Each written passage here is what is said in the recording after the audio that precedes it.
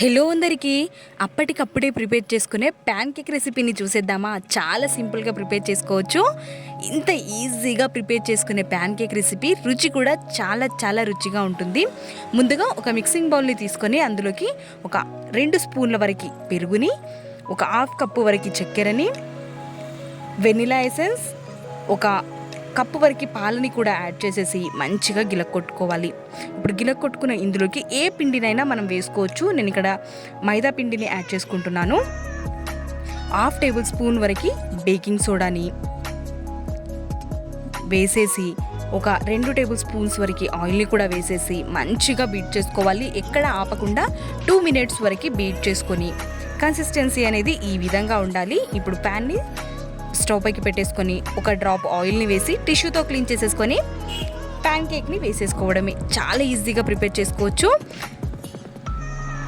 Video నచ్చితే please subscribe. అన్ని ఇదే విధంగా చేసేసుకొని పిల్లలకి స్నాక్గా సర్వ్ చేస్తే చాలా ఇష్టంగా తింటారు. Thanks for watching.